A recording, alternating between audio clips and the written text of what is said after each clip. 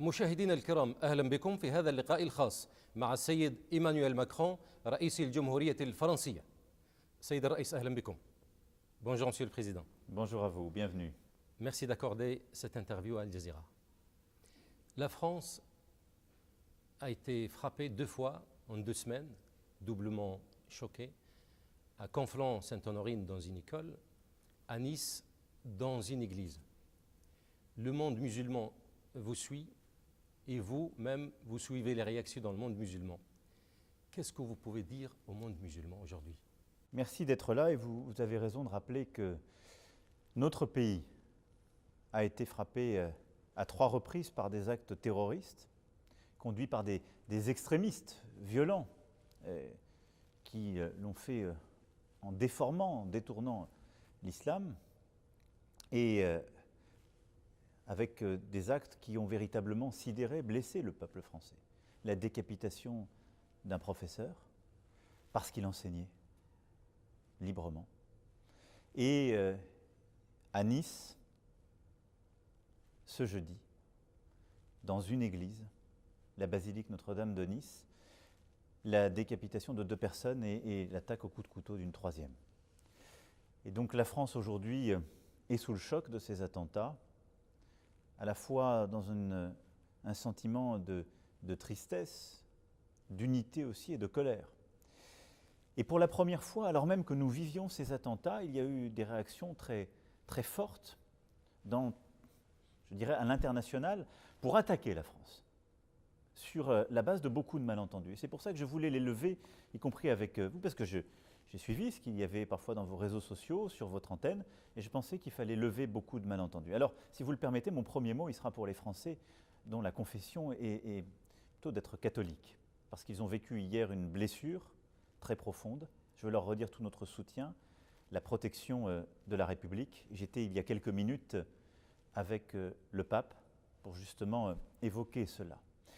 Ensuite, plus largement, je veux redire que la France est un pays attaché à la liberté de culte et ce qu'on appelle souvent la laïcité, ce terme si compliqué et qui donne lieu à tant de malentendus que j'espère nous dissiperons aujourd'hui, qui, je le rappelle, est une liberté de croire ou de ne pas croire, mais qui fait de la France un pays où nous souhaitons que chacun soit citoyen, quelle que soit sa religion, et où chacun ait les mêmes droits politiques, civiques, quelle que soit sa religion, et où en quelque sorte la société, elle vit avec toutes les religions qui s'y expriment, et c'est important, et la transcendance a une place dans la société, mais où l'État doit garantir ce droit à chacun.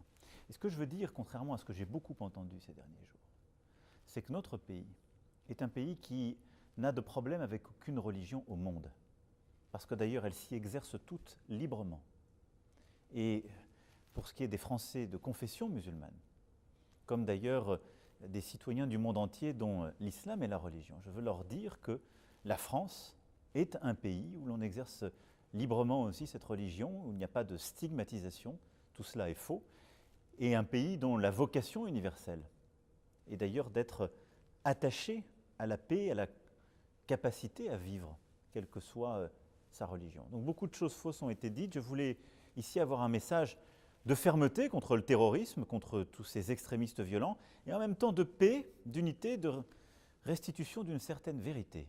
Voilà, et donc c'est le principal objectif que j'ai aujourd'hui en échangeant avec vous. Sachant que les musulmans sont les premiers à souffrir de la violence, et ils payent même le prix toujours. Concernant les caricatures qu'on a publiées en France à plusieurs reprises, ces caricatures qui décident le prophète de l'islam, des musulmans. Les musulmans, à chaque fois, ils se sentent blessés, choqués, et des fois mal compris. Dans quelle mesure on peut prendre en considération les sentiments des musulmans? Alors, vous revenez et on commence par un des malentendus de ces dernières semaines, en tout cas un malentendu ou la source de beaucoup de manipulations, si j'étais plus sévère, qui est le sujet des caricatures. Ce n'est pas un sujet nouveau, je rappelle qu'il y a maintenant un peu plus de 15 ans, il a donné lieu à des polémiques terribles avec le Danemark aussi et le soutien de la France à ce moment-là et aujourd'hui donc avec la France. Notre pays a son histoire. Et l'histoire de notre pays, c'est d'avoir construit la chose publique en l'extrayant en quelque sorte de la religion. C'est ça ce qu'on appelle aussi souvent la laïcité. Parce que la France a vécu une histoire qui est plutôt d'abord avec la religion catholique. Et nous avons bâti nos lois, qui sont le fruit de l'esprit des Lumières. Nos lois sont l'émanation du peuple français, de ce peuple souverain. Et dans nos lois, nos principes, nos droits, il y a les libertés de chacun. La liberté de culte, que j'évoquais, que nous défendons et qui s'exerce dans notre pays, mais aussi la liberté de conscience et la liberté d'expression. Ça veut dire que dans notre pays, la France, quiconque qui est journaliste peut s'exprimer librement sur le président de la République, le gouvernement, la majorité politique comme la minorité et sur le reste du monde. Et dans cette liberté d'expression, il y a la possibilité aussi de dessiner, de caricaturer. Ça, c'est notre droit, et il vient de loin, de la fin du XIXe siècle. Il est important de le défendre, parce que c'est celui que veut le peuple français. Et nous sommes dans notre pays souverain. Ce droit a conduit à ce qu'il y ait des caricatures dans des journaux, et nous avons aussi une histoire. Et ces caricatures se sont moquées des dirigeants politiques, votre serviteur le premier, et c'est normal, et de beaucoup de religions, de toutes les religions. Et lorsqu'on parle de caricature, je veux que vous sachiez que beaucoup de titres de presse, Charlie Hebdo, puisqu'on en a beaucoup parlé, ont surtout, d'abord et avant tout, caricaturé le Dieu des chrétiens, caricaturé la religion juive, les rabbins, etc. Et aujourd'hui, depuis plusieurs années, en effet, caricature le prophète Mohammed ou caricature, en effet, la religion aussi musulmane. Moi, je comprends les sentiments que cela éveille. Je les respecte. Mais je veux que vous compreniez le rôle qui est le mien. Mon rôle est d'apaiser les choses, comme je le fais là. Mais c'est en même temps de protéger ces droits. Et il y a une différence qui est importante, que tous les musulmans qui ont pu être choqués doivent comprendre. La question n'est pas de savoir si la France et la président de la République française fait ces caricatures ou les soutient en tant que telles. Ce n'est pas le sujet, parce que cette presse est libre, ce ne sont pas des journaux officiels, ce n'est pas le gouvernement français qui a fait ces caricatures. Mais si le président de la République en France est d'accord pour supprimer ce droit, la réponse est non, parce que c'est un droit du peuple français et il touche tout le monde. Et donc, ce qui est important, c'est que je dois préserver cette liberté. Je veux ensuite que tout ça se fasse dans le respect de chacune et chacun. Mais cette liberté est importante. Et donc, beaucoup de choses qui se sont dites ces dernières semaines sur les caricatures, on peut les condamner. Et c'est très bien, aussi vrai que des gens peuvent en France les faire et dans d'autres pays qui sont attachés à la liberté d'expression. Je trouve ça tout à fait normal qu'il y ait des gens qui réagissent, qui disent « on n'est pas d'accord, je ne suis pas… » Mais il y a deux choses que je ne peux pas accepter. La première, c'est la confusion qui a été entretenue par beaucoup de médias, parfois des dirigeants politiques et religieux, qui consisterait à dire que ces caricatures sont en quelque sorte le projet ou l'émanation du gouvernement français ou du président de la République. Non. Moi, je suis là pour préserver ce droit, et je le préserverai toujours. Mais il y a des gens qui l'exercent, c'est ainsi. Et la deuxième, c'est qu'on puisse justifier, de manière directe ou indirecte, quelque violence au nom de cette réaction. Je ne suis pas spécialiste de théologie, mais je n'ai pas compris que l'islam légitimait ou soutenait le recours à quelque violence que ce soit. Et donc, je comprends et respecte qu'on puisse être choqué par ces caricatures. Je n'accepterai jamais qu'on puisse justifier une violence physique pour ces caricatures. Et je défendrai toujours, dans mon pays, la liberté de dire, d'écrire, de penser, de dessiner. Ça ne veut pas dire que je soutiens à titre personnel tout ce qu'on dit, pense, dessine. Mais ça veut dire que ces libertés, ces droits de l'homme qui ont été pensés, voulus, créés en France, je considère que c'est notre vocation de les protéger. Et de protéger aussi la souveraineté du peuple français qui le veut. Monsieur le Président, moi je vous transmets les questions qui, de temps en temps, posées dans le monde arabe et dans le monde musulman, en se basant sur quelques déclarations de Monsieur le Président. Allez-y. Dans votre discours pendant l'hommage rendu au professeur assassiné Samuel Paty, vous avez déclaré que, je cite, « Nous ne renonçons pas aux caricatures au dessein, même si d'autres reculent. Cette fermeté, bien sûr, elle se base sur la liberté d'expression, mais elle est à chaud, elle est perçue comme une sorte de défi et non-considération des sentiments des musulmans. Comment évaluer Alors, je viens de vous l'expliquer. Mais d'abord, il y a eu sur la phrase que vous venez de dire, et je vous remercie de l'avoir littéralement citée, il y a eu dans les traductions qui ont été faites par beaucoup de médias dans le monde arabe, que j'ai vu sur les réseaux sociaux, un mensonge. Un mensonge. On m'a fait dire « je soutiens les caricatures humiliant le prophète ». Je n'ai jamais dit ça. D'abord parce que ces caricatures, et c'est important pour tous les musulmans qui nous écoutent, ces caricatures, elles touchent toutes les religions, toutes. Il n'y a pas des caricatures spécialement contre une religion plutôt que l'autre. Et au-delà de ça, tous les dirigeants. La deuxième chose, c'est que j'ai dit que je protégeais ce droit, parce que c'est mon rôle. Et que je considère ensuite que dans la société, nous devons accepter et ménager ce respect de chacune avec chacun. Mais il ne m'appartient pas à moi, en tant que président de la République, d'amoindrir ce droit parce que certains sont choqués. C'est ça que je voudrais que vous compreniez. Parce qu'à ce moment-là, j'instaurerai dans mon pays une forme d'ordre moral ou d'ordre religieux. Je dirais aux gens qui écrivent ou qui dessinent, vous n'avez pas le droit de dire cela parce que ça en choque d'autres.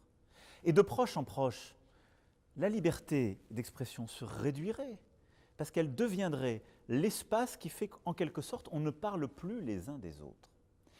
Et c'est toute la difficulté du projet qui est le nôtre collectivement, et je crois ce qui est le projet des Lumières, des valeurs que nous portons, qui n'est pas simplement de coexister côte à côte, mais qui est d'accepter de nous commenter les uns des autres, dans le calme, dans le respect auquel je crois, de parfois nous moquer les uns des autres, quelle que soit notre religion ou nos philosophies, mais d'accepter de le faire dans un cadre de respect et un cadre pacifique.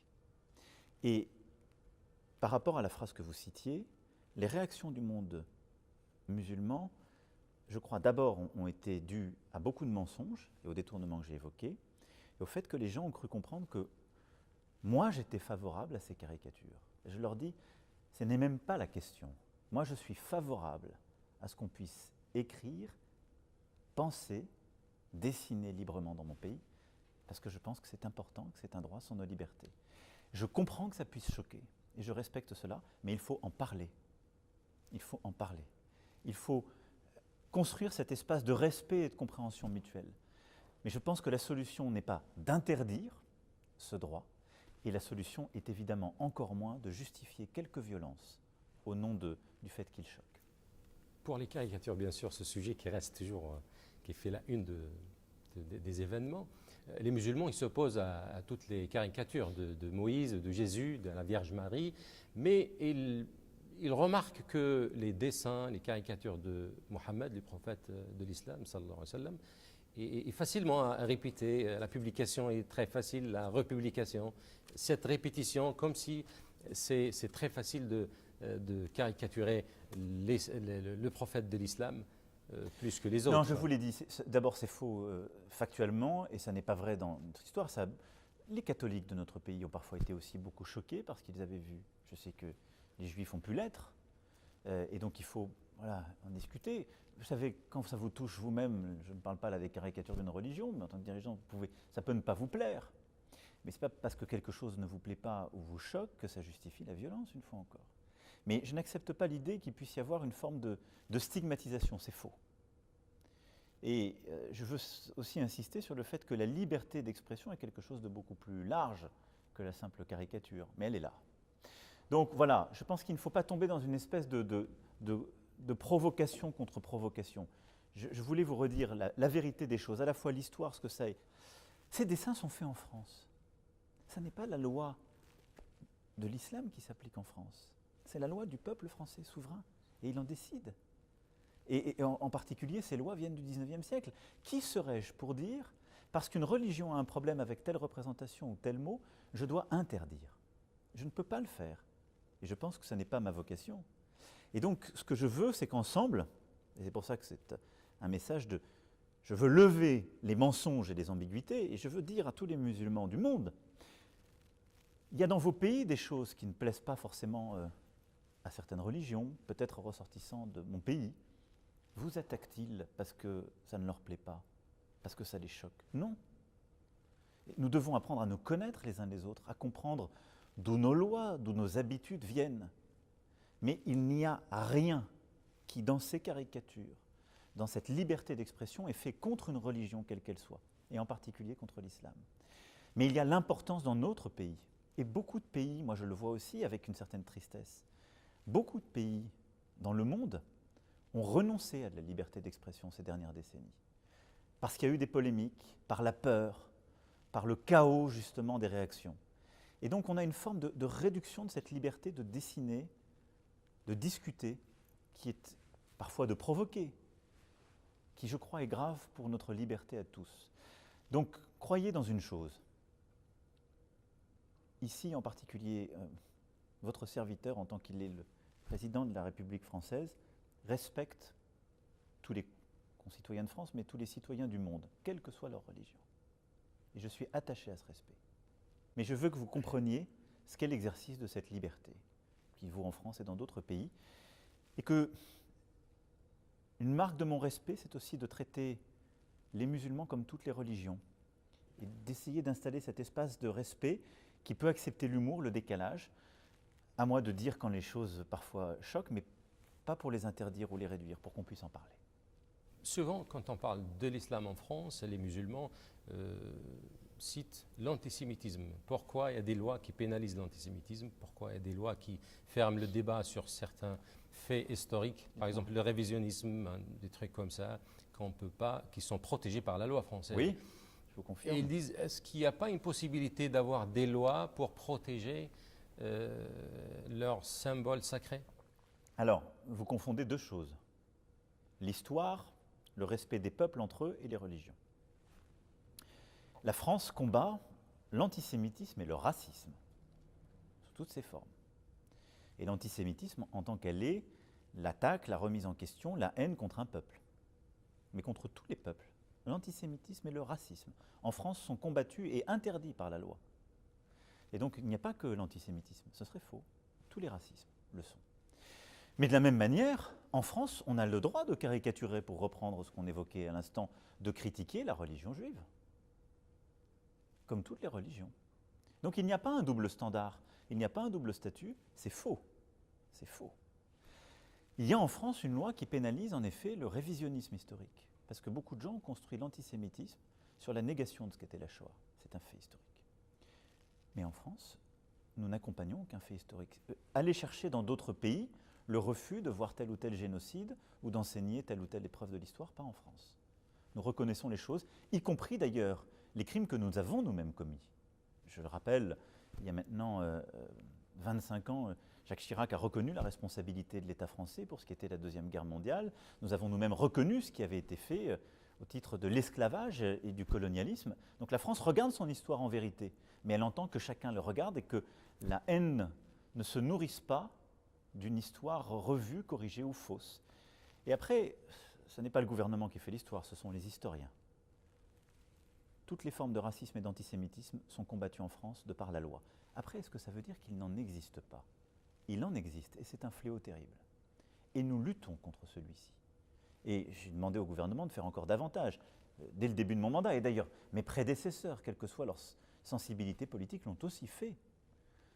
À la fois parce qu'il y a eu beaucoup de violences qui ont été faites contre les Juifs en France depuis ces dernières années, mais parce qu'il y a aussi des actes qui sont commis au nom du racisme et qui sont inacceptables. Nous combattons de la même manière tous ces actes. Après, il y a la possibilité, je le disais, de critiquer les religions, et puis il y a les actes que certains font contre certaines religions. Et là, je vais être très clair, je souhaite que nous soyons intraitables, mais il y a en France, aujourd'hui, au moment où je vous parle, des gens qui commettent des actes contre les musulmans parce qu'ils sont musulmans, contre les catholiques parce qu'ils sont catholiques, contre les protestants parce qu'ils sont protestants, contre les juifs parce qu'ils sont juifs, et j'en passe. Et donc j'ai souhaité que le ministre de l'Intérieur puisse confier à un parlementaire en mission justement cette responsabilité d'identifier, de suivre, de bâtir une transparence sur tous les actes qui sont faits contre nos concitoyens sur notre sol en raison de leur religion. Après les critiques que la France a subies ces derniers dernières semaines. Il y a la campagne du boycott. Quelle est votre réaction vis-à-vis de cette campagne de boycott? Elle est indigne et je la condamne. Mais elle est faite par certains groupes privés. Parce qu'ils n'ont pas compris et qu'ils sont reposés sur les mensonges, sur les caricatures, parfois par d'autres dirigeants. C'est inadmissible. Parce que vous comprenez qu'est-ce qui est en train de se passer sur le sujet des caricatures. Parce qu'en France, qui est un pays souverain, je décide que le droit, la loi voulue par le peuple souverain est appliquée. Que moi-même j'ai des mots d'apaisement. Mais que je dis, ce droit, je ne vais pas y renoncer. Parce que ce serait inconstitutionnel. Et ce serait une perte de souveraineté pour nous terrible. Pour cela, parce que les gens confondent cette position, qui à mon avis est inattaquable, avec le fait de les soutenir, ils se mettent à attaquer un État. Mais je le dis aussi à beaucoup de dirigeants. En France, la presse est libre. Dans beaucoup de pays qui ont appelé au boycott, il n'y a plus de presse libre. C'est-à-dire qu'il n'y a plus de possibilité de caricaturer, mais pas seulement le prophète, ou Dieu, ou Moïse, ou qui que ce soit, mais les dirigeants même du pays. On fait parfois la caricature de dirigeants étrangers, pas du pays où l'on vit. Parce qu'on a cassé les mains des caricaturistes ou des dessinateurs. Parce qu'on a parfois tué des journalistes, ou qu'on les a mis en prison. Ça n'est pas le cas de la France. Et donc quand un journal en France dit quelque chose, ça n'est pas la position du gouvernement. Et décider du boycott d'un pays, d'un peuple, parce qu'un journal a dit quelque chose dans notre pays, est fou.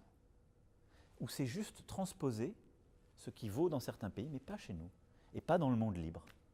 Parce que la parole d'un journaliste n'est pas une parole de propagande. Il n'y en a plus chez nous et je m'en félicite. Vous craignez des répercussions sur les Français à l'étranger, sur les sociétés françaises à l'étranger? Et je pense que tous les dirigeants politiques et religieux qui ne condamnent pas avec la plus grande clarté toute forme de violence à l'égard de la France, qui est un pays de liberté et de lumière, prennent une responsabilité, parfois directe, en tout cas indirecte, certaine, sur les violences qui seraient commises à l'égard des Français en France ou à l'étranger. C'est pourquoi, avec le message d'amitié et d'apaisement que je voulais faire aujourd'hui, c'est aussi un message d'appel à la responsabilité. J'ai vu trop de gens, ces derniers jours, dire des choses inacceptables sur la France, corroborer tous les mensonges qui étaient dits sur nous, sur ce que j'avais pu dire, et être les complices tacites du pire. Vous savez, je veux que vous compreniez ce que nous sommes en train de faire en France. Depuis plusieurs années, nous combattons le terrorisme, avec force. Il a coûté la vie à plus de 300 de nos concitoyens, et parfois d'étrangers qui vivaient sur notre sol. Ce terrorisme, qui est fait au nom de l'islam, est un fléau pour les musulmans du monde entier. Vous le disiez vous-même tout à l'heure. Vous savez, quand on regarde les chiffres qui aujourd'hui font autorité, si on prend les 40 dernières années dans le monde, plus de 80% des victimes de ce terrorisme sont des musulmans. Lorsque des jeunes filles sont enlevées au Nigeria par des groupes au nom de l'islam, ce sont ces jeunes filles dont les familles sont musulmanes qui en sont les victimes. Lorsque telle maternité est bombardée, je pourrais citer des dizaines d'exemples. La principale victime du terrorisme fait au nom de l'islam sont les musulmans. Ce terrorisme, nous le combattons parce qu'il nous frappe sur notre sol. Il y a ensuite une deuxième catégorie que j'ai décidé de combattre. Et là-dessus, il y a eu des incompréhensions parce qu'il y a eu un problème de traduction. C'est ce qu'on appelle en France l'islamisme radical. Qu'est-ce que ça veut dire? Ce sont les extrémistes violents qui détournent la religion et qui commettent des violences au sein de l'islam. Et on a traduit ce combat que je menais comme étant un combat contre l'islam. Non, au contraire. La France est un pays où il y a plusieurs millions de nos concitoyens dont la religion est l'islam. Je ne vais pas les combattre. Ils sont pleinement citoyens, ils veulent vivre en paix. Et nous avons des pays amis partout dont la religion majoritaire est l'islam.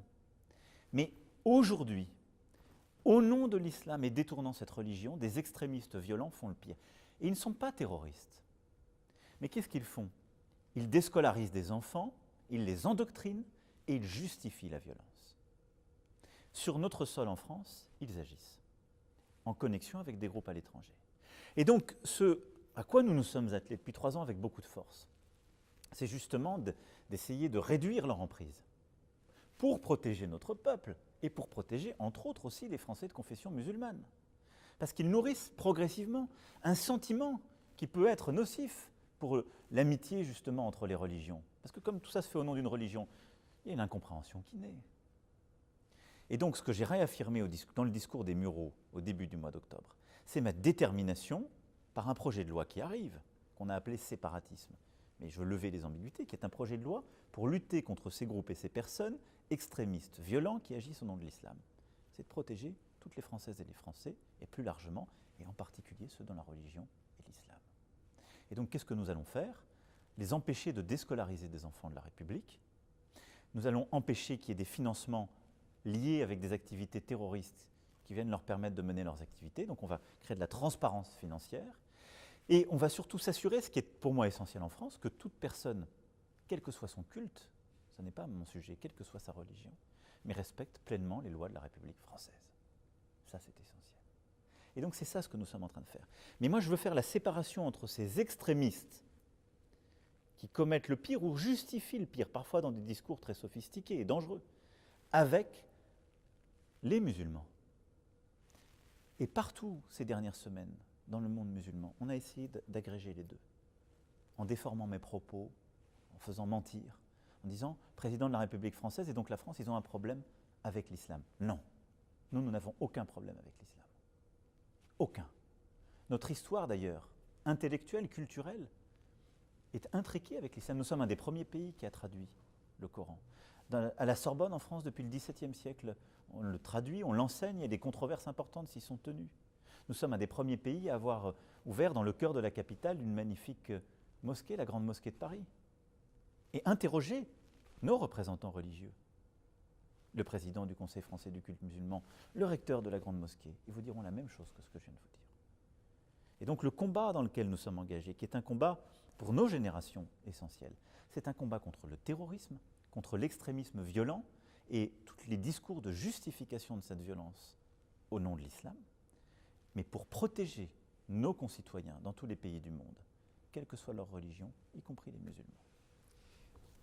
L'islam, ce mot-là, vous l'avez dit dans votre discours des Mureaux, surtout cette phrase qui a été répandue et publiée plusieurs fois, je cite, « L'islam est une religion qui vit une crise profonde aujourd'hui partout dans le monde ». Cette phrase, bien sûr, a été dite dans un discours qui dure 70 minutes, mais on a focalisé sur cette phrase et qui a fâché beaucoup de monde. Qu'est-ce que Monsieur le Président veut dire par cette phrase et ce diagnostic? Ce que je viens d'évoquer à l'instant, vous avez raison de dire que cette phrase a été sortie de son contexte et d'un discours de 70 minutes, mais ce que j'ai voulu dire très clairement, c'est qu'aujourd'hui, il y a dans le monde des individus qui, au nom de cette religion, la déformant, prétendant défendre cette religion, tuent, assassinent, égorgent, et ont un discours justifiant une forme de sortie du reste du monde de groupes humains. Et qu'il y a aujourd'hui une violence qui est portée par des mouvements, des individus extrémistes au nom de l'islam. Et c'est un problème, évidemment pour l'islam, parce que les musulmans en sont les premières victimes, j'en rappelais les chiffres, à plus de 80%, et c'est un problème pour nous tous. Et donc, toutes les religions ont vécu ce type de crise dans leur histoire. Donc, la crise, elle n'est pas au sein de l'islam, mais elle est au sein de la société musulmane, pour être plus... La crise, elle est au sein de nos sociétés, parce que nous avons partout des individus qui, au nom d'une religion, d'ailleurs souvent en la connaissant mal, avec la complicité parfois de gens qui la connaissent mieux ou prétendent mieux la connaître, commettent le pire, des actes terroristes, des actes d'une grande violence, et des projets politiques qui sont complètement contraires à nos valeurs et à la capacité à vivre ensemble. C'est ce qui va justement de ces extrémistes violents jusqu'au terrorisme. Ces personnes-là sont un danger pour nos sociétés. Et nous le vivons, elles sont un danger parce que la Tunisie a vécu dans sa chair des attentats qui ont été faits par justement ces terroristes au moment du Bardo. L'Algérie a vécu il y a plusieurs décennies des attentats terribles qui ont été faits par des extrémistes au nom de cette religion. L'Afghanistan a vécu cela, aujourd'hui le Sahel le vit et l'Afrique subsaharienne, et nos sociétés le vivent. On ne peut pas faire comme si de rien n'était. Ces gens-là ne le font pas au nom d'autre chose. Et donc c'est aussi pour cela que le moment que nous vivons est si important et que j'ai voulu m'adresser à vous. Parce que je pense qu'il est absolument vital pour nous tous que tous les musulmans du monde soient extrêmement lucides sur cette situation et aident toutes celles et ceux qui veulent se battre contre la violence Il n'y a rien qui la justifie. Et qu'ils doivent tous se grouper derrière des initiatives que nous devons prendre pour justement combattre avec clarté non seulement les terroristes, mais ceux qui bâtissent des idéologies qui justifient le terrorisme. Et pour moi, j'en viens à un élément clé de la bataille que nous menons. C'est qu'au fond, c'est développer une idéologie dans le monde qui, en détournant une religion, est devenue une idéologie de mort. C'est ça l'extrémisme violent au nom de l'islam. C'est ça ce que fait Al-Qaïda. C'est ça ce que fait Daesh. C'est ça ce que fait justement ce que font les groupements l'État islamique au Grand Sahara et plusieurs autres. Et donc tous ces groupes terroristes ont derrière aussi des gens qui se disent prédicateurs, des intellectuels, des organisateurs, y compris dans nos sociétés, qui parfois tiennent des discours qui semblent à la limite de l'acceptable, mais qui justifient ce recours à la violence. Et donc nous devons tous avoir nos lignes rouges. Et en particulier, la condamnation claire de toute violence est une ligne rouge. Et quand je vois aujourd'hui des dirigeants, je vous le redis, politiques ou religieux, qui justifient des décapitations ou le terrorisme lorsqu'ils considèrent qu'ils sont humiliés ou qu'ils sont blessés par un dessein, ces gens-là choisissent leur camp. Ces gens-là, au moment de clarification dont nous parlons, ils ne défendent plus les musulmans du monde, ils défendent les terroristes et justifient leurs actes. Nous devons avoir cette clarté tous ensemble. Et je le dis parce que c'est aussi avoir un message de vérité à l'égard de tous les musulmans du monde et un message de protection parce qu'ils sont les premiers menacés par cette dérive. Donc voilà ce que j'ai voulu dire à travers cette formule. Il y a aujourd'hui une idéologie avec des femmes et des hommes qui, au fond, ont une logique de mort et qui, en déformant une religion, en la détournant, justifient le crime et justifient la volonté de ne plus vivre ensemble. Les musulmans en France ont besoin, les musulmans en France, les musulmans français, ou la communauté, si on veut dire, a besoin d'être apaisés et rassurés. Bien sûr, parce que tout ça a un impact chez nous. Parce que les Français de confession musulmane, ils regardent vos médias parfois, qui, je dois le dire, donnent une certaine image de violence, les contre-vérités qu'il y a partout sur les réseaux. Et donc on a tous une responsabilité pour les apaiser. Et vous aussi, pour ça que je suis là. Importante, votre chaîne, vos réseaux sociaux, parce qu'on a parfois l'impression qu'on ne vit pas dans le même monde, en tout cas qu'on ne met le projecteur que sur une chose. L'État français ne connaît pas de religion. La société française les accueille toutes. Et donc, toutes les Françaises et tous les Français doivent pouvoir vivre calmement leur religion. Et toutes les Françaises et tous les Français, quelle que soit leur origine, quelles que soient les autres nationalités qu'ils peuvent partager, doivent respecter absolument toutes les lois de la République. C'est comme ça que ça marche.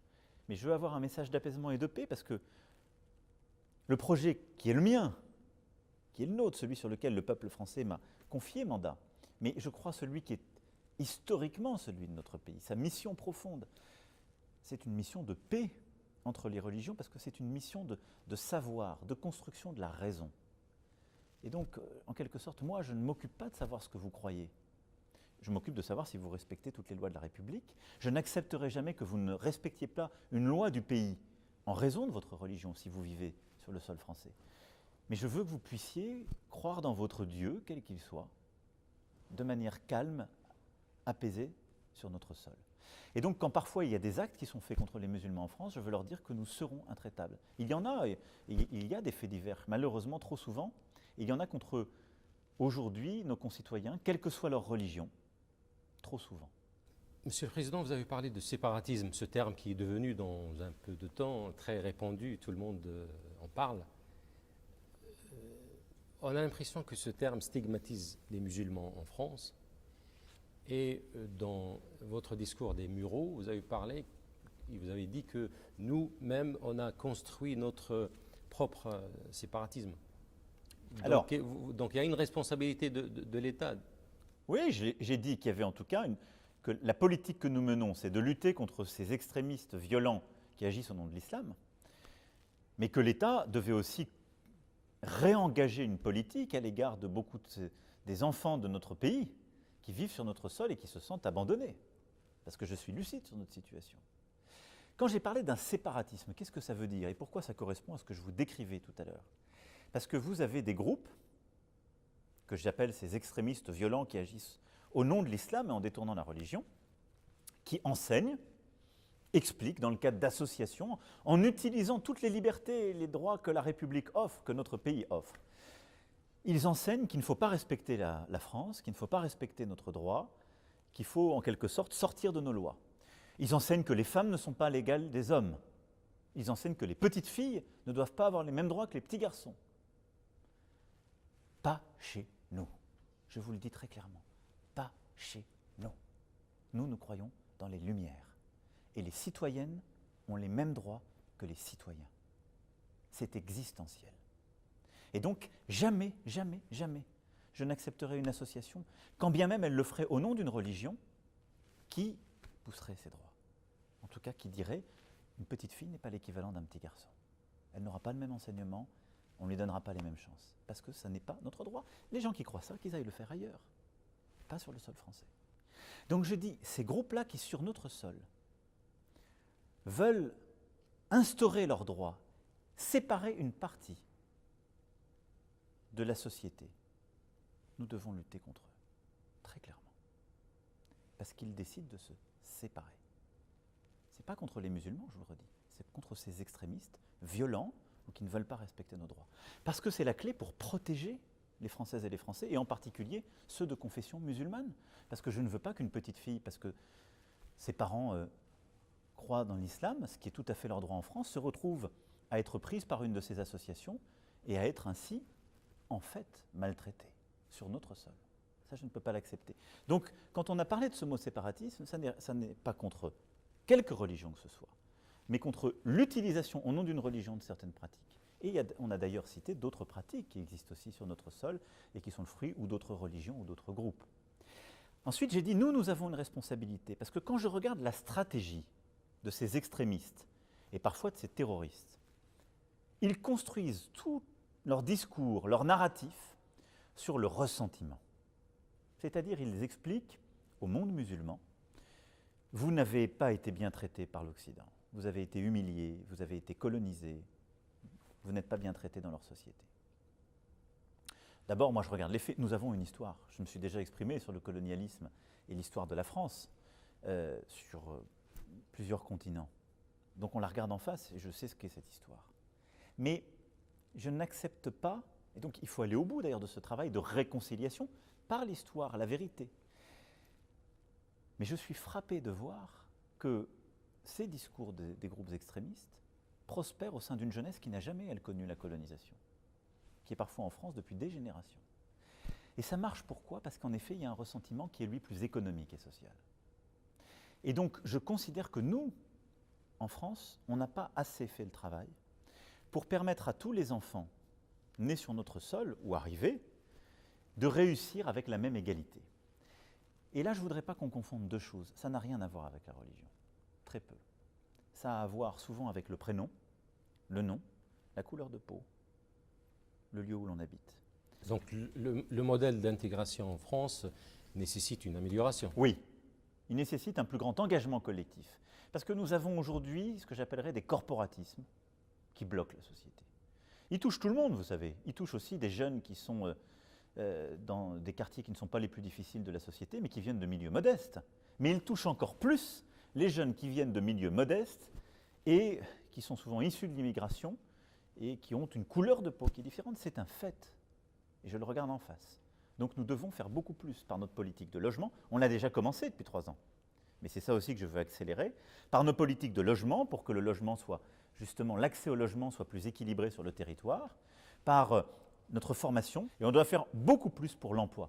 Et la clé dans ces quartiers, pour éviter que ce soit les groupes extrémistes violents qui réussissent, qui endoctrinent, c'est qu'on retrouve le rêve républicain, un rêve français. C'est que ces jeunes, ils aient la possibilité de trouver des opportunités économiques, qui deviennent des champions dans les start-up, qui deviennent des champions dans le cinéma, qui deviennent des champions et des championnes dans le milieu académique français, qui deviennent des champions et des championnes dans la transition écologique. Et aujourd'hui, ils sont davantage bloqués que dans le reste de la société. C'est vrai.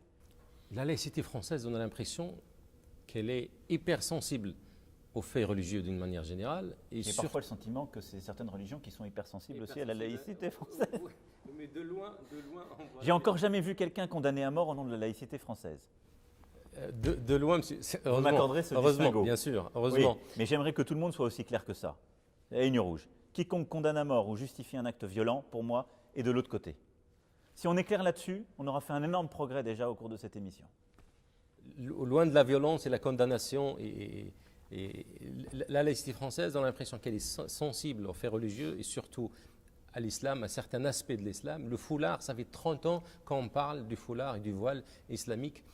On n'a pas ce genre de débat en Grande-Bretagne ou bien dans d'autres pays européens. De loin, on voit cette sensibilité. Pourquoi en fait? Alors, je vais vous dire d'abord pourquoi il y en a une, ce que c'est que la laïcité et pourquoi il y a des différences avec d'autres sociétés. Je ne dis pas que c'est mieux en France. Je vais essayer de vous expliquer pourquoi. La laïcité, c'est à la fois la possibilité de croire ou de ne pas croire, sans que ça ait quelques conséquences sur votre citoyenneté. Et donc c'est une loi de liberté, la laïcité. C'est ce qui fait qu'en France, vous pouvez, je vous le dis, croire ou ne pas croire, quelle que soit votre religion. Et je vous invite à faire cet examen critique. Beaucoup de pays, parfois, qui nous donnent des leçons, comment traitent-ils certains de leurs concitoyens quand ils ont telle ou telle religion? Ont-ils les mêmes droits? Souvent non.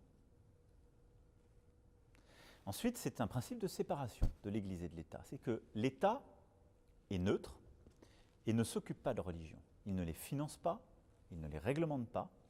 Et celles et ceux qui servent l'État, qui sont fonctionnaires, ont un principe de neutralité. Ils ne doivent pas avoir de signe apparent de religion pour accueillir tout le monde. Et notre école, pour nos élèves, parce que nous formons des consciences qui ne sont pas encore adultes, elle doit permettre justement cet espace neutre, et donc c'est pour ça qu'il n'y a pas de signe religieux dans notre école, jusqu'à 18 ans. Il peut y en avoir à l'université. Mais une fois qu'on a dit ça, la laïcité ne veut pas dire l'effacement des religions. Ça, c'est pas vrai. Et donc, dans la société, toutes les religions vivent. Et vous voyez dans les rues le foulard. Et vous voyez dans les rues des gens qui peuvent porter la croix ou la kippa. Parfois, on a fait ces confusions, ce n'est pas le cas en France. Mais il y a ces espaces de neutralité quand l'État est présent, et il y a ce distinguo. Donc, je le redis très clairement, en France, le principe de laïcité n'a pas de problème avec l'islam comme religion. Aucun. Ce qui ensuite est un fait, c'est qu'au moment où les cultes se sont organisés, l'islam était très peu présente en France. La civilisation musulmane a cette histoire avec notre pays et a beaucoup apporté à notre pays depuis des siècles et des siècles. Et nos savants s'y sont intéressés, nous avons un rapport avec un islam des Lumières très fort. Mais il y avait peu de citoyens dont la confession était l'islam en 1905. Avec les vagues migratoires des années 60-70 et qui en sont poursuivies ces dernières décennies, l'islam a grandi dans notre pays. Et je le disais, les chiffres ne sont jamais précis parce qu'on ne fait pas de statistiques religieuses. Mais quand je regarde les analyses qui sont faites par certains instituts, ils disent entre 4 et 6 millions de Français auraient comme religion l'islam. Donc nous n'avons pas de problème avec cette religion qui est celle de plusieurs millions de nos concitoyens. Alors, une fois que j'ai dit ça, pourquoi les choses ne sont pas dans notre société, par exemple, comme en Grande-Bretagne? Parce que nous ne sommes pas un pays, une société qu'on appelle multiculturelle. C'est vrai que les anglo-saxons, parfois plusieurs autres pays en Europe, se sont construits très différemment par rapport aux religieux. Je rappelle que, par exemple, la Grande-Bretagne est encore une monarchie parlementaire. Le monarque a un rapport avec une religion qui elle-même s'est construite d'ailleurs dans la douleur, par des péripéties du XVIIe siècle. Et donc le rapport au religieux n'est pas le même. Le rapport du politique au religieux n'est pas le même, parce que c'est le fruit d'une autre histoire.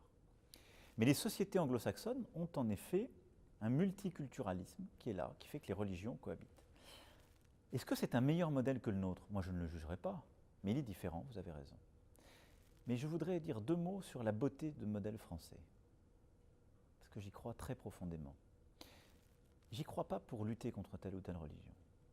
Moi, je veux que tous les enfants nés ou arrivant sur le sol de notre pays vivent heureux et en harmonie. Mais parce que je pense que dans l'ambition française, il y a quelque chose d'unique, qui est l'idée qu'au fond, on peut avoir la même représentation du monde parce qu'on est citoyen d'un même pays, parce qu'on est citoyenne et citoyen d'un même pays. Et c'est l'idée de dire, vous pouvez exercer votre religion, vous pouvez croire ou ne pas croire, mais nous devons dialoguer, nous respecter, pour partager la même représentation du monde. C'est-à-dire qu'on doit savoir vivre ensemble au sens propre et profond du terme. Nous devons savoir nous comprendre, accepter l'altérité de l'autre et bâtir, oui, une représentation commune de ce que nous sommes et du reste du monde. Et donc ce que nous devons faire l'effort de faire tous, c'est de reconnaître chacun, quelle que soit sa religion, de l'embrasser, de lui permettre de vivre en paix. Mais c'est de lui dire, on doit avoir un dialogue permanent pour bâtir ensemble les lois qui sont les nôtres. Et ce n'est pas au nom de ta religion que tu peux sortir de la citoyenneté. Et c'est jamais au nom de la citoyenneté qu'on peut combattre une religion. Ça, c'est le message que porte la France. Et elle l'a, à un moment donné, aussi largement diffusé dans le proche Moyen-Orient, sur le continent africain. Et je pense qu'il ne faut pas oublier ce message. Parce que quand je regarde la folie du monde dans lequel nous vivons et sa brutalité, elle est aussi aujourd'hui liée au fait que des gens dans un même pays ne veulent plus bâtir des lois ensemble, non plus la même représentation du monde ensemble, même si c'est fait par des médiations imparfaites. Ils veulent simplement que leur religion l'emporte sur une autre, que leur représentation du monde l'emporte sur une autre. Et c'est pour ça que je le dis avec vraiment beaucoup d'humilité et d'amitié, au sens propre du terme pour tous les musulmans. Ne vous méprenez pas sur ce qu'est la liberté d'expression en France. Ça n'est en aucun cas quelque chose qui est fait pour vous atteindre, vous blesser. Mais aidez-moi à la défendre. D'abord parce que parfois dans vos pays, vous l'avez eue, cette liberté. Peut-être vous en avez oublié le sel. Il n'y a rien de plus beau que cela. Mais aidez-moi à la défendre parce que c'est à cette condition qu'on peut vivre ensemble. Sinon, on ne peut vivre que les uns contre les autres. Je ne dis pas que les gens sont parfaits, je ne dis pas que ce qui vous a blessé était innocent, mais que ça puisse se faire est important. Et ce que maintenant, nous devons comprendre, c'est pourquoi ça a blessé et essayer de réduire ces incompréhensions. Mais je crois très profondément que ce qui est en train de se passer est plus qu'un contresens. Je pense que la France, par ses valeurs, parce qu'elle essaie de... Le combat qu'elle est en train de mener aujourd'hui, que nous sommes en train de mener, porte la possibilité de construire un modèle pour l'avenir, c'est-à-dire celui de vivre ensemble en tant que citoyens d'un pays, quelles que soient nos religions. On va faire un saut dans les questions internationales, les relations internationales avec la Turquie. Qu'est-ce qui se passe avec la Turquie, ce pays des fois allié et des fois vous n'êtes jamais sur la même longueur d'onde en Syrie, en Libye, il y a beaucoup de différences en ce moment. Où vont les relations avec la Turquie? J'ai envie de dire beaucoup de cela dépend du président Erdogan. Pour ma part, je suis conforme au principe que je viens d'édicter. Je crois dans l'amitié et le respect. Je n'ai jamais insulté un dirigeant du monde, quel qu'il soit. Jamais. Moi, je suis respectueux du président que les Turcs ont élu pour eux-mêmes et je suis aux côtés de la Turquie. Au moment où nous nous parlons, la Turquie a été frappée par un terrible séisme. Et donc je veux d'ailleurs présenter mes condoléances au peuple turc. Et je veux d'ailleurs dire que nous avons proposé immédiatement l'assistance de notre sécurité civile pour venir en aide aux populations. La Turquie est un grand peuple. C'est d'ailleurs un grand peuple de savoir, de connaissance, d'ouverture, avec lequel nous avons des liens universitaires, académiques, historiques. Un grand peuple qui d'ailleurs a su parfois puiser dans notre histoire aussi des sources d'inspiration. Qu'est-ce qui se passe aujourd'hui? Je note que la Turquie a des velléités impériales dans la région. Et je pense que ces velléités impériales ne sont pas une bonne chose pour la stabilité de la région. Voilà. Ce qui s'est passé en Syrie, je pense, a été une surprise et une agression pour beaucoup d'alliés. Les États-Unis d'Amérique étaient présents sur le sol. Nous étions présents dans la région par voie aérienne dans le cadre de la coalition internationale. Et je rappelle, nous nous sommes battus contre Daesh en Syrie grâce aux forces démocratiques syriennes et grâce aux combattants kurdes, aux combattants et aux combattantes. Immensément courageux. La guerre étant en train d'être gagnée contre le califat territorial qu'a fait la Turquie. Elle a envahi la Syrie, ne respectant aucune souveraineté, pour combattre et pour combattre ce qui étaient nos alliés d'hier. En Libye, Je regrette le non-respect des engagements de la conférence de Berlin. À Berlin, nous avons tous autour de la table, tous, dit nous devons faire respecter l'embargo sur les armes et ne permettre qu'aucun combattant étranger puisse venir sur le sol libyen. Nous avons plusieurs fois montré que plusieurs pays, dont la Turquie, avaient violé cet embargo. La Turquie n'est pas le seul, mais elle l'a fait. Je considère que ces deux seuls exemples montrent que aujourd'hui, la Turquie a un comportement belliqueux avec les alliés de l'OTAN. Ensuite, ce que la Turquie a conduit dans la Méditerranée orientale était profondément agressif à l'égard de Chypre et de la Grèce. Ces deux pays sont européens. Nous sommes en soutien de la souveraineté de l'Europe. Je rappelle tout cela pour vous expliquer, mais je ne l'ai jamais fait de manière belliqueuse à l'égard de la Turquie ou de son dirigeant.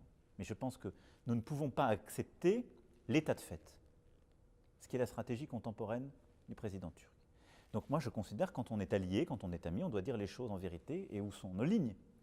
Maintenant, quel est notre souhait? Que les choses s'apaisent, que la Turquie respecte, que le président turc respecte la France, respecte l'Union européenne, respecte ses valeurs, ne dise pas de mensonges et ne profère pas d'insultes.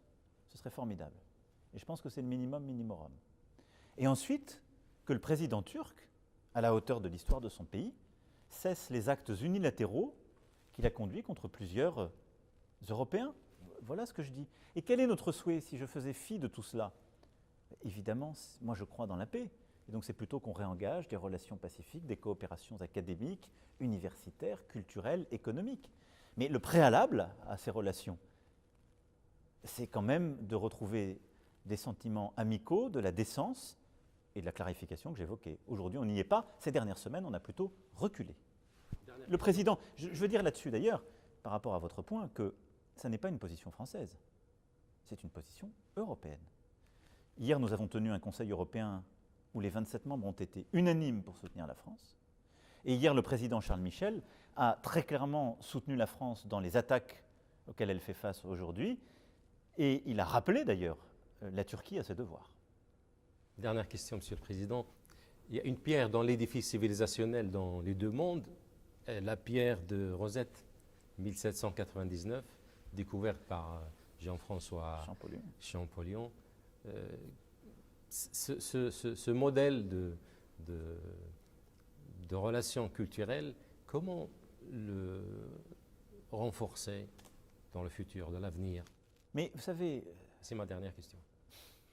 Non, merci de finir avec justement ces liens de civilisation et de connaissance. Comment le renforcer? En renforçant la connaissance mutuelle. Je l'ai dit, dans la politique que j'entends mener, nous allons investir dans notre enseignement supérieur, nos recherches académiques et culturelles, pour recréer des chaires à l'université française sur le Maghreb, le Proche, le Moyen-Orient, sur la civilisation musulmane. Je souhaite aussi qu'on puisse multiplier les partenariats. J'en ai beaucoup noué depuis que je suis président. Mais nous avons besoin, tous, de mieux connaître nos civilisations. Et donc je pense que le temps de la pierre de Rosette a vécu, avec d'ailleurs ce qu'il y a de cette histoire. Mais vous avez raison de le citer, il y aurait beaucoup d'autres exemples à convoquer. Mais je pense qu'aujourd'hui, la voie qui doit être la nôtre, c'est celle de la connaissance, de la raison, de la coopération scientifique, académique, de l'éducation. Ce qui nourrit la peur, c'est l'incompréhension. Ce qui nourrit la haine, c'est l'ignorance. Et les tyrans de ce monde entretiennent cela. Et donc l'arme la plus efficace contre les tyrans, contre ces extrémistes dans la durée, c'est la connaissance. C'est la compréhension. Et c'est la connaissance du visage de l'autre dans toutes ses aspérités, de ses traits. C'est la capacité à regarder le visage de l'autre dans ce qu'il a différent avec le mien. Nos civilisations les unes avec les autres, les hommes et les femmes que nous sommes. C'est très important. Et donc je pense que cette histoire-là doit se poursuivre, et nous allons le faire, en investissant dans la connaissance de nos civilisations, en créant des chaires dans les pays du Proche Moyen-Orient et des pays arabes, à la fois sur évidemment la civilisation musulmane, mais la civilisation européenne, les Lumières, la philosophie française et la culture française, de développer en France des chaires universitaires pour mieux connaître la civilisation musulmane, permettre les controverses académiques, parce que quand les controverses se font entre les femmes et les hommes de savoir, le combat s'arrête entre les femmes et les hommes d'ignorance. Et on peut éduquer chacun. Moi, je crois profondément à cela. Je crois au savoir, au respect mutuel, à la connaissance. Mais nous aurons, soyons très clairs, dans la période qui vient, des combats ardus à mener, difficiles. Parce qu'aujourd'hui, certaines et certains ont décidé du pire. Et dans ce combat contre l'ignorance, dans ce combat qui est un combat de haine, j'aurai besoin de toutes les femmes et les hommes de bonne volonté, quelle que soit leur religion. Monsieur le Président, shukran. Merci d'avoir accepté de répondre à nos questions, surtout que ça coïncide, cette interview, avec le 24e anniversaire d'Al Jazeera. Merci Monsieur le Président, shukran. أما أنتم مشاهدينا الكرام فينتهي هنا لقاؤنا الخاص مع السيد إيمانويل ماكرون رئيس الجمهورية الفرنسية وشكرا على المتابعة.